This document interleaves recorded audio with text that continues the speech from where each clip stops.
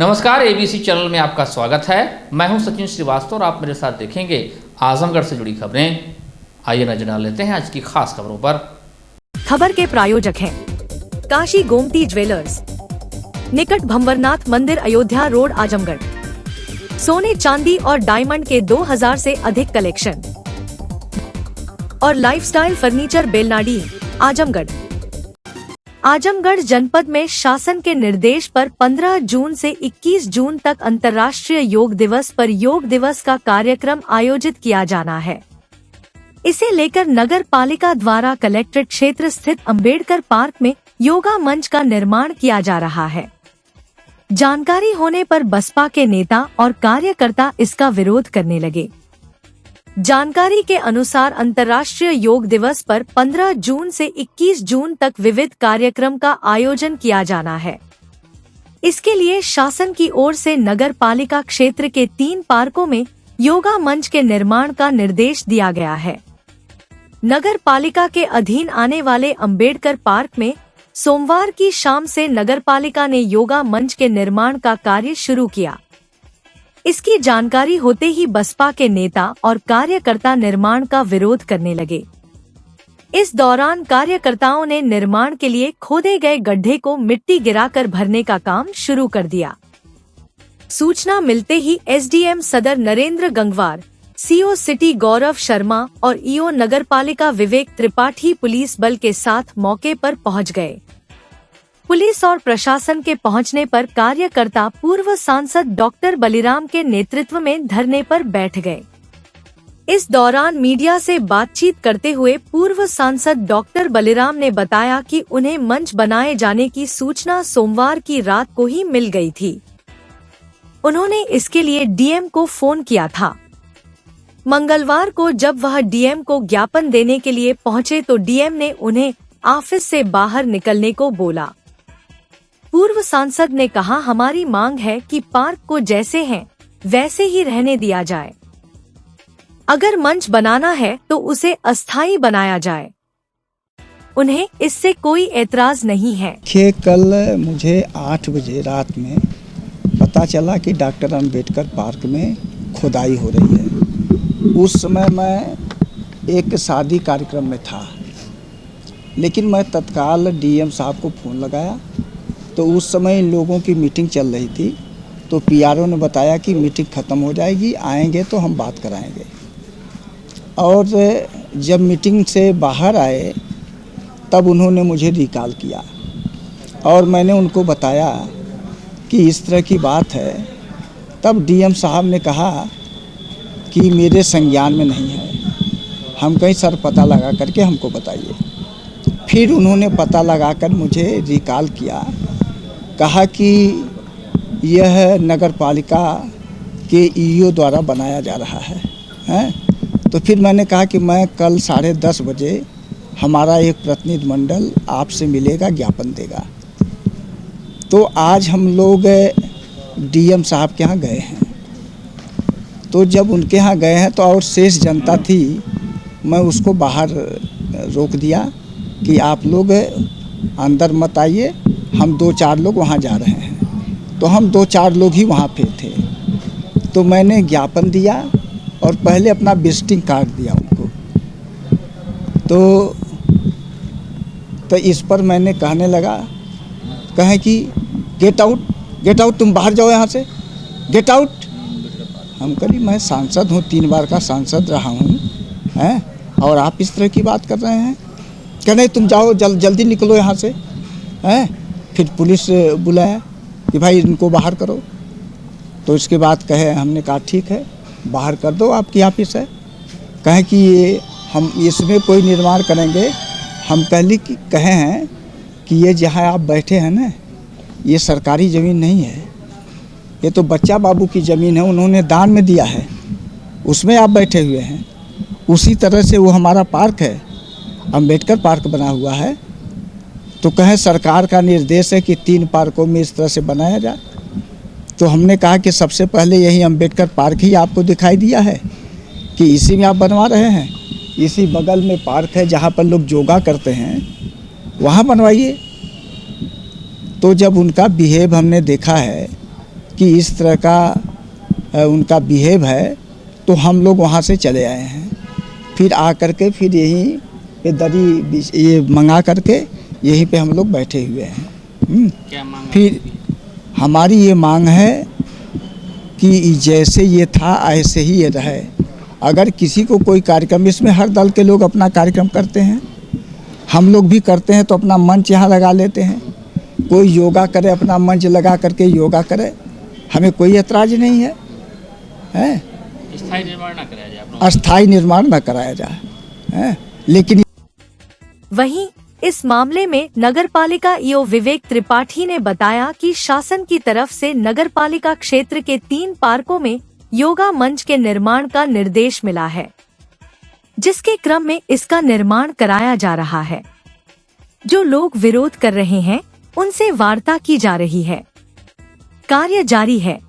नहीं, ये योग दिवस को देखते हुए ये चबूतरा छोटा सा 30x20 का बनाया जा रहा है। नगर पालिका का ही ये पार्क है।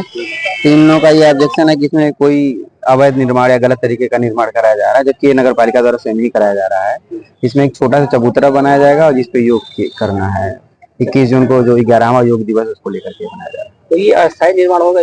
नहीं, अस्थायी निर्माण, अस्थायी निर्माण एक चबूतरा छोटा सा बनाया जा रहा है। 30x20 का एक चबूतरा बनाया जा रहा है, जिसपे बैठ करके लोग योग करेंगे।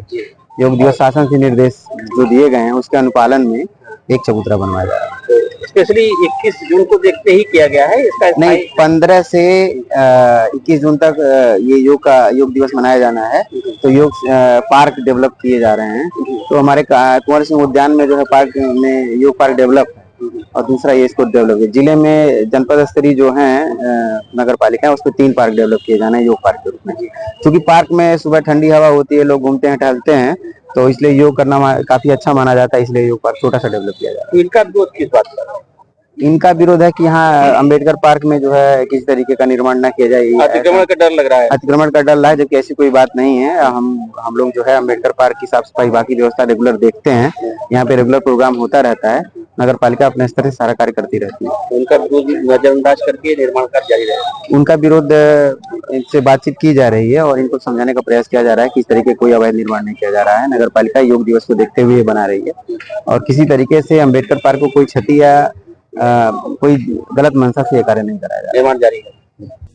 बहुजन समाज पार्टी के धरने का समर्थन करने समाजवादी पार्टी भी धरना स्थल पर पहुंची और सपा नेता भी धरने में शामिल हुए।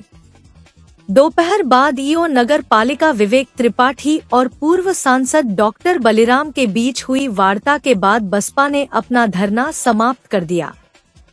पूर्व सांसद डॉक्टर बलिराम ने बताया कि पहले योगा मंच के लिए 20 बाई 30 फीट का निर्माण कराया जा रहा था, अब इसे 10 बाई 10 फीट का कर दिया गया है और यह निर्माण 21 जून तक ही रहेगा, स्थायी निर्माण नहीं होगा।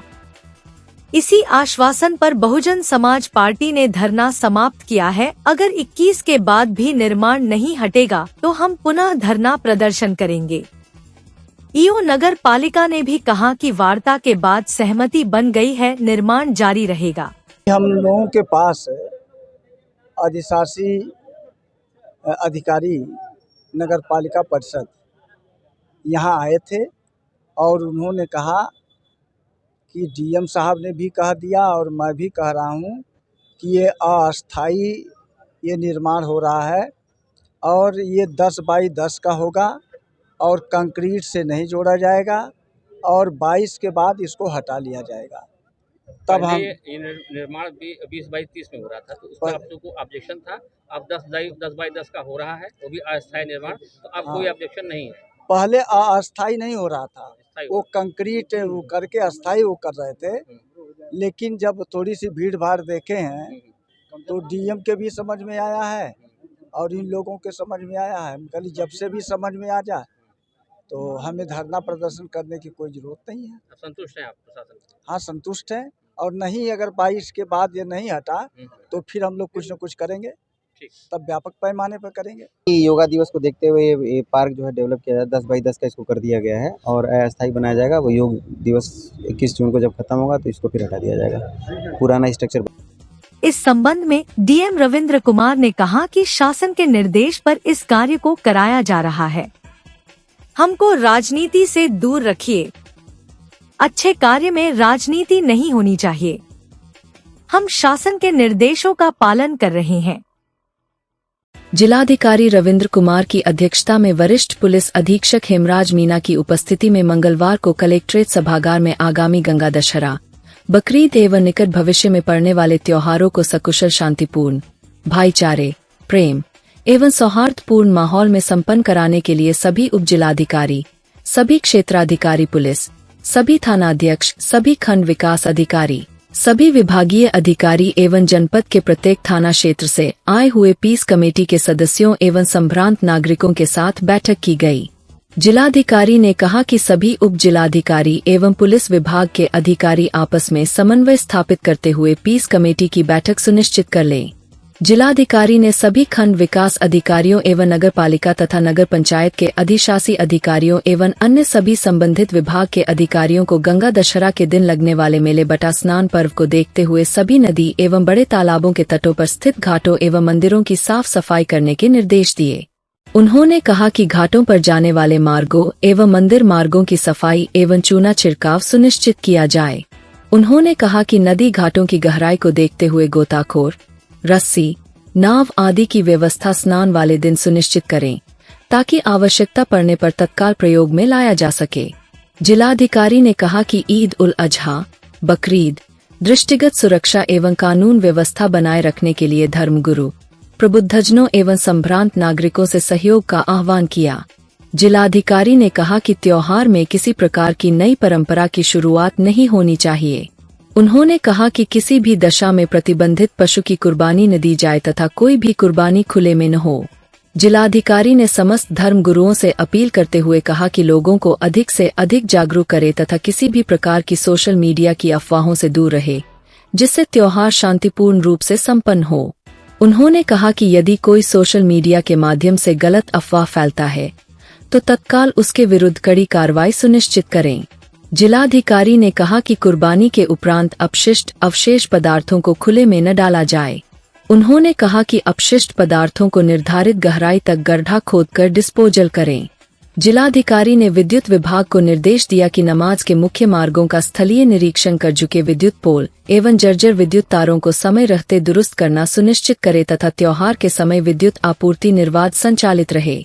उन्होंने जिला पंचायत राज अधिकारी को निर्देशित करते हुए कहा कि ग्रामीण क्षेत्रों में साफ सफाई की विशेष व्यवस्था रहे। उन्होंने समस्त संबंधित अधिकारियों को निर्देशित करते हुए कहा कि मंदिर एवं मस्जिदों के पास प्रत्येक दशा में साफ सफाई कराना सुनिश्चित करें। जिलाधिकारी ने संबंधित अधिकारियों को निर्देश देते हुए कहा कि अधिकारियों को जो जिम्मेदारी दी गई है वह अपनी जिम्मेदारी का निर्वहन पूरी निष्ठा के साथ करते हुए त्योहार को सकुशल संपन्न कराने में अपनी भूमिका का निर्वहन करें। इन कार्यों में किसी प्रकार की कोई लापरवाही नहीं होनी चाहिए। पुलिस अधीक्षक हेमराज मीना ने बकरीद के त्योहार को परंपरागत रूप से मनाए जाने के संबंध में अधिकारियों को निर्देशित करते हुए कहा कि शांति, सुरक्षा एवं कानून व्यवस्था बनाए रखने में किसी भी प्रकार की कोई लापरवाही नहीं होनी चाहिए। उन्होंने कहा कि शरारती तत्वों को आवश्यक धाराओं में समय रहते पाबंद करना सुनिश्चित करें। त्योहार में मुस्लिम समुदाय द्वारा ईदगाहों, मस्जिदों में नमाज अदा की जाती है तथा परंपरागत रूप से निश्चित स्थलों पर कुर्बानी दी जाती है। उन्होंने कहा इस दौरान संबंधित अधिशासी अधिकारी व जिला पंचायत राज अधिकारी शहरी एवं ग्रामीण क्षेत्रों में मस्जिद, नमाज स्थलों के आसपास विशेष सफाई कराकर चूने का छिड़काव कराना सुनिश्चित करें। जलापूर्ति की भी समुचित व्यवस्था सुनिश्चित कराई जाए।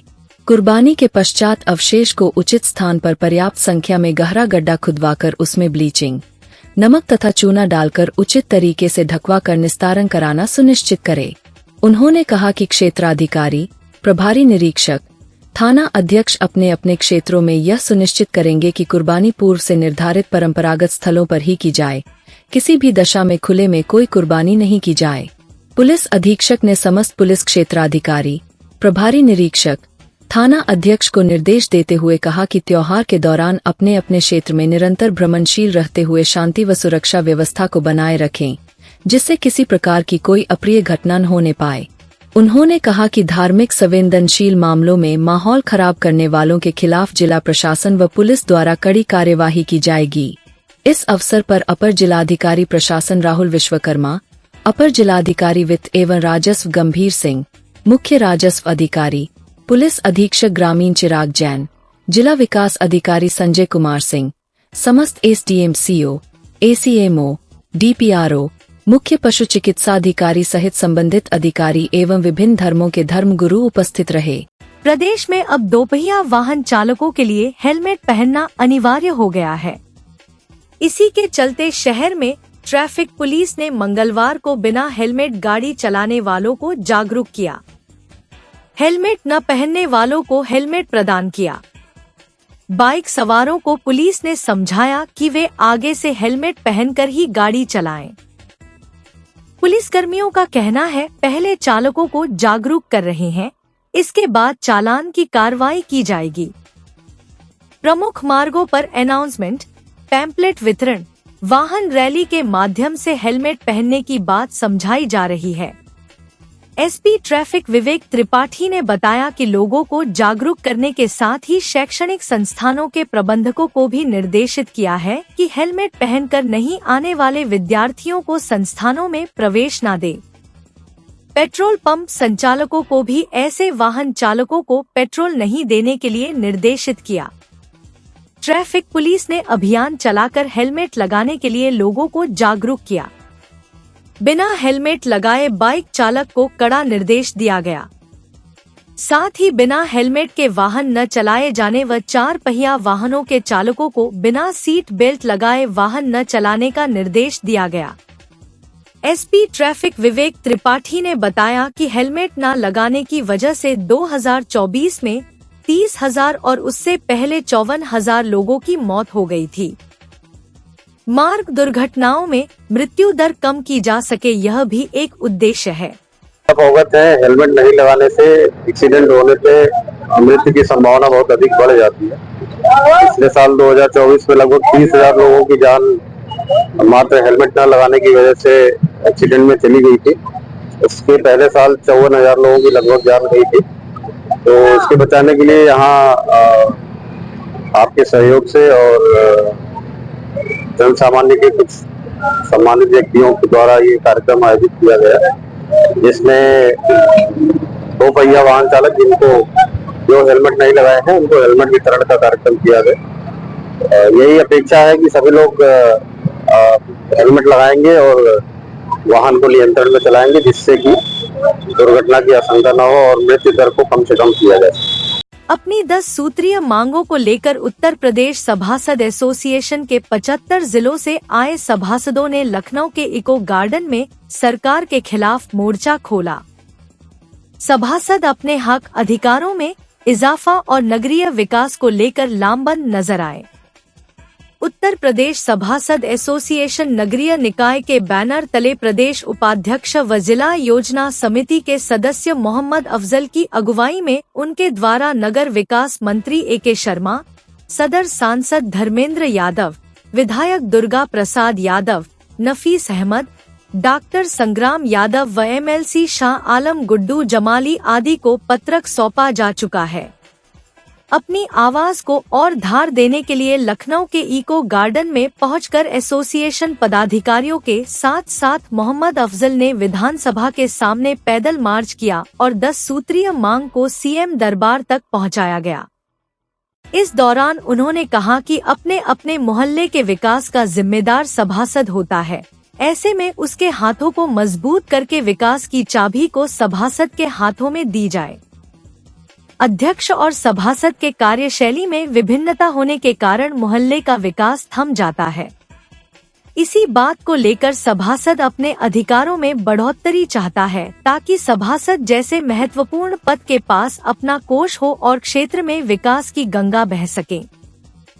सभासद मोहम्मद अफजल ने बताया कि हमारी 10 सूत्री मांग पत्र में सभासदों की वार्षिक विकास निधि 35 लाख रुपए किए जाने, प्रतिमाह सभासदों को 15,000 रुपया मानदेय दिए जाने, प्रदेश के निकायों में मेयर व चेयरमैन के विरुद्ध अविश्वास प्रस्ताव लागू करने की सुविधा मिलने, प्रदेश के निकाय में डिप्टी मेयर, उपाध्यक्ष, वाइस चेयरमैन का पद बहाल किए जाने, प्रदेश के सभासद के आकस्मिक के निधन पर परिजनों को 50 लाख रुपए दिए जाने, सभासदों को जनता के कार्य से अपने जिला मुख्यालय में आने जाने हेतु रोडवेज व रेल का निःशुल्क पास पूरे 5 वर्षों तक प्रदान किए जाने, प्रदेश के सभासदों को अपने निकाय के सहायक अभियंता को विकास कार्य हेतु आगणन स्टीमेट बनाने हेतु सीधा आदेश देने का अधिकार प्राप्त किए जाने, आउटसोर्सिंग कर्मचारी के चयन में निकाय के अध्यक्ष ईओ के साथ सभासदों को भी शामिल किए जाने, 1 लाख रुपए तक का विकास कार्य करने हेतु सभासदों को स्वतंत्र अधिकार प्रदान किए जाने और जिसमें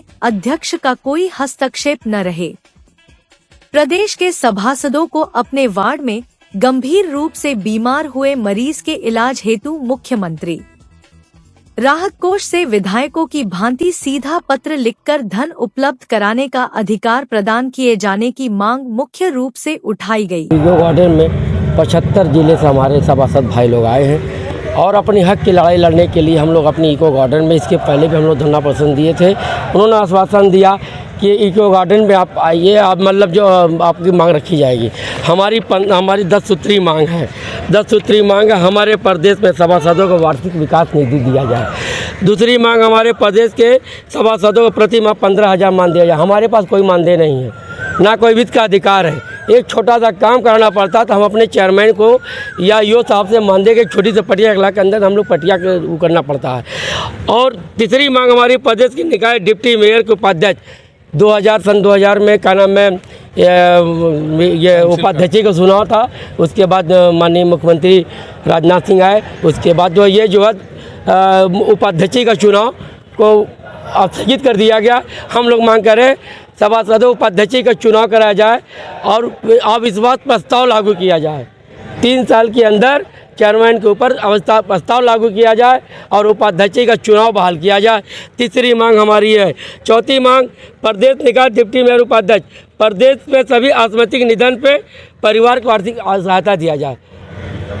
अब विधायक निधि को मिलता है, विधायक को मिलता है, सांसद को मिलता है और हम सभासद जो चुनाव लड़के आते हैं, जनता के बीच से आते हैं, मेहनत करके आते हैं, हमें कोई अधिकार नहीं मिलता, हमारे परिवार को आर्थिक अनुदान मिलता है। 6वां सभासदों की जनता का कार्य अपने मुख्यालय और अपने रोडवेज बसों को निःशुल्क जाता है, यात्रा भत्ता दिया जाए। हम लोग जो है अपना यात्रा करते हैं, सभा अध्यक्षों को मिलता है अधिकार, उसके बाद जो है सभासदों को मिलता है अधिकार नहीं मिलता है, विधायक को मिलता है, संसद मिलता है, निःशुल्क ये मिलता है। हम लोग सभासद मांगे हमारा भी निःशुल्क ये दिया जाए। 7वां बिंदु है, निःशुल्क 5 वर्षों तक दिया जाए। सभासदों के निकाय के लिए सहायता अभियान विकास कार्य का अगत स्टेटमेंट बनाने का आदेश देने का अधिकार सभासदों को दिया जाए। ये हमारा कोई अधिकार नहीं है। नगर पालिका मनमानी का अध्यक्ष अपने मन से अधिकार करता है, यो अपने मन से अधिकार करता है, हमारा पास कोई अधिकार नहीं है। आज उसी अधिकार करने के लिए इको गार्डन में माँ के मंत्री जी को, माननीय मुख्यमंत्री जी के नाम एक मांग पत्र हम लोग 10 सूत्री मांग रखा गया, आज हम लोग को दिया जा रहा है। 8वां, एस्टिमेटर कर्मचारियों के निकाय अध्यक्ष अधिशासी अधिकारियों के बीच में शामिल अध्यक्ष और अभिशासी अधिकारी जो अपने मन से अपना कोई कार्य करते हैं, उनको जो है उनके बीच में हमें सभासदों को इन्वॉल्व किया जाए। कोई भी निर्णय लेते हैं ये दोनों लोग मिलकर ले लेते हैं, सभासद मतलब कुछ नहीं। ये मांग हम लोगों का 8 बिंदु ये हो गया। 9वां बात, 1 लाख रुपया विकास निधि सभासदों का अधिकार निकाय अध्यक्ष तक को अधिकार उनको मिलता है, क्या नाम है, विधायक का मिलता है।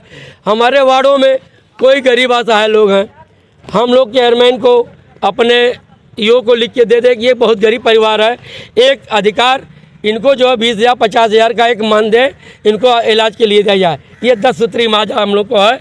आज ये मांग को हम लोग पूरा करने के लिए यहाँ बैठे हैं। अपने पद की धौंस दिखाकर लेखपाल पर पैसा ऐंठने के आरोप का एक नया मामला सामने आया है। यह मामला सगड़ी तहसील के थाना महाराजगंज के गांव कुढ़ी का बताया गया है। पीड़ित अशोक साहनी ने सोमवार को जिलाधिकारी को ज्ञापन सौंप न्याय की गुहार लगाई है। उन्होंने बताया कि कुढ़ई गांव के पूर्व लेखपाल उनके घर जाकर धमकी देते थे कि तुम्हारा घर बंजर में बना हुआ है और इसे गिराने का आदेश है, पैसा दोगे तो तुम्हारा मकान बच जाएगा। पीड़ित ने मुंबई से उन्हें 50,000 रुपए ऑनलाइन भेज दिए। पैसे मिलने के बाद उन्होंने पूरे मामले से कन्नी काट ली। मामला समझ में आने के बाद पीड़ित अशोक साहनी ने जिलाधिकारी से न्याय की गुहार लगाते हुए लेखपाल के खिलाफ कार्यवाही और अपने धन वापसी के लिए गुहार लगाई है। हमारे यहाँ का राजेश कुमार लेखपाल थे, वो मेरे से पैसा लिए थे। किस चीज़ का लिए थे, क्या तो जैसा घर बोले बंजर में है, उसका बोले कि पैसा दे दो तुम्हारे नाम से करवा देंगे। तो 1 साल लटकाए, पैसा मांगने पे बोल रहे हैं कि नहीं देंगे। हाँ, ऑनलाइन दिए थे और कैश भी दिए थे। अब क्या कर रहे हैं? अभी बोलते हैं कि दूंगा जब बाढ़ आएगी तब। हाँ, क्या चाहते हैं आप क्या चाहते हैं? जमीन मिल जाए हमारी को। ज़मीन मिल जाए, नहीं काम हो तो पैसा चाहिए ना। वो पैसा मांगने को क्या करते हैं? बोल रहे हैं 1 साल के बाद देंगे। Lifestyle furniture, Belnadi, Azamgarh. सभी प्रकार के फर्नीचर एवं इलेक्ट्रॉनिक सामानों की भरपूर रेंज उपलब्ध।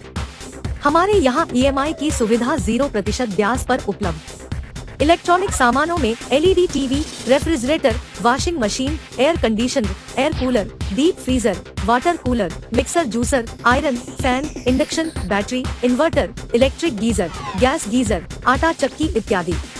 फर्नीचर के सामानों में बेड, गद्दा, सिंगारदान, अलमीरा, sofa, table, chair, rack, stool, संदीली, सीढ़ी, डाइनिंग टेबल, झूला आदि। शादी विवाह की हो तैयारी या ऑफिस और घर के लिए सामानों की करनी हो खरीदारी, पहुँचिए lifestyle furniture, Belnadi, Azamgarh. Kashi Gomti jewellers, a wing of Kashi Gomti group, निकट भंवरनाथ मंदिर, अयोध्या रोड, आजमगढ़।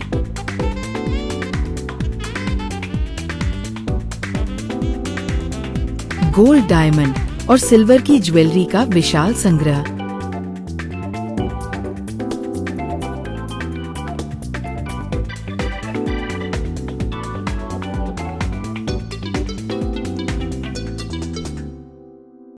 शादी के गहनों का संपूर्ण पैकेज मात्र 1,51,000 रुपए में। शुद्धता की 100% गारंटी। खूबसूरत लम्हों को बनाएं और यादगार। पहुँचे काशी गोमती ज्वेलर्स, निकट भंवरनाथ मंदिर, अयोध्या रोड, आजमगढ़।